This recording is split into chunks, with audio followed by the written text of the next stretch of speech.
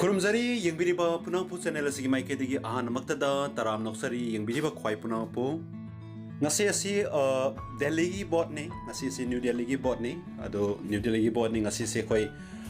ekhoi yoibo ofin ni khara thamjage myang infamda maramdi kai gi no har kanda ekhoi gi Delhi gi bot maya sida ekhoi gi social site da ekhoi gi iramdam Manipur gi honorable CM haibatare honorable CM amadi ekhoi gi Delhi gi chief minister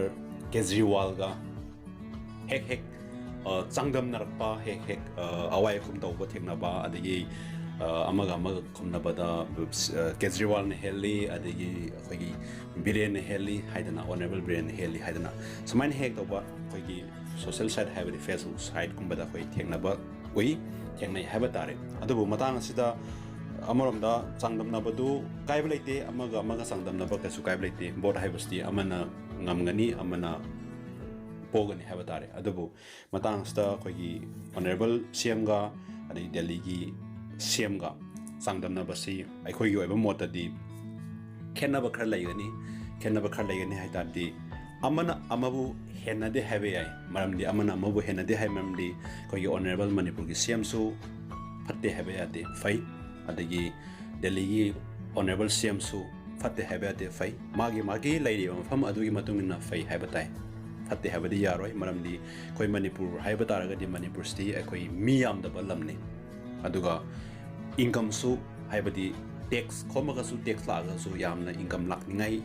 oidaba mafam habatare aduga Delhi gi na miyam ba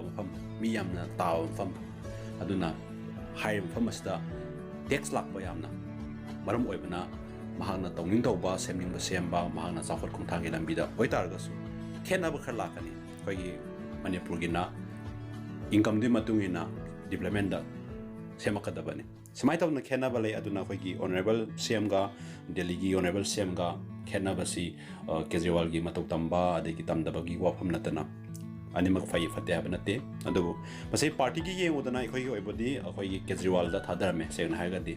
khoi gi Kejriwal thadarame masi BJP tani mana Congress ni mana duni haiba leite khoi di party yengdi haiba mistake kaina kanda mi yenga thadabani mi du faragadi party gi mathau tade aduga matang asta kai mokha khaining mamdi khoi gi iramdam Manipur da he khanba maramdi kaina kanda center da kari party na government pai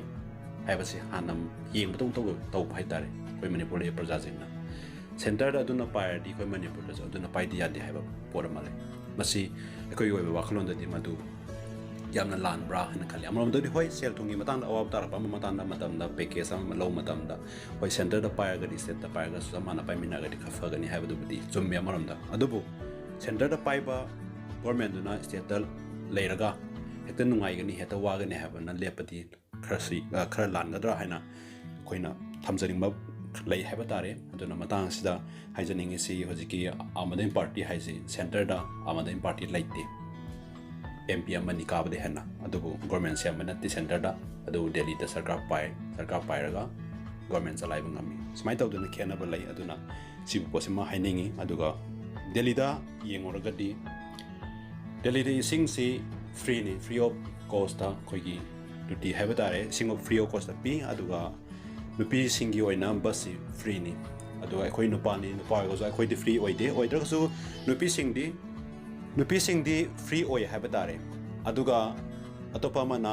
ana layeng da kayumba lambi langang da soptana mi ama ta dan le accident thoga madu phone tawraga pukhat pada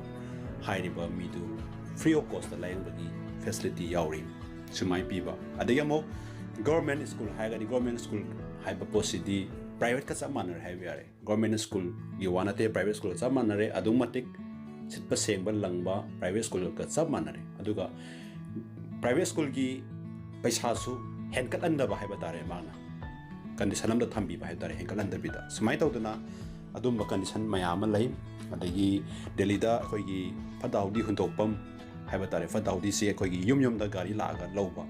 smai tawba lai adagi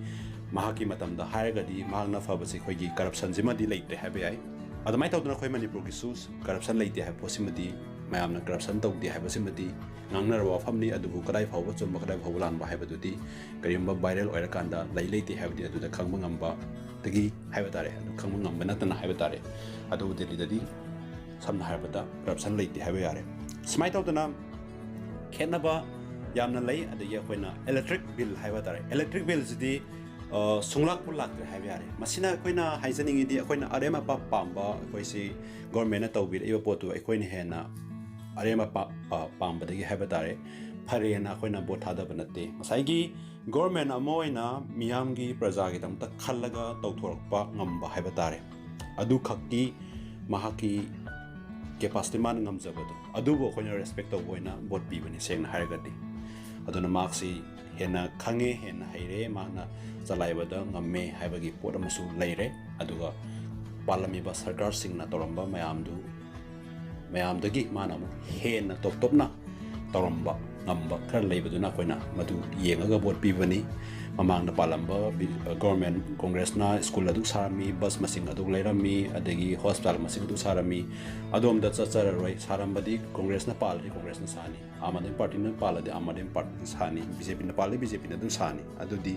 mai magi bot campaign tawda man heli haibadu haina na binamta bot khombada yaw bot amani madu achumbani lande haibi ai saramba botu sarami haibani almai tawdan lei aduna khoina haijaning basi khogi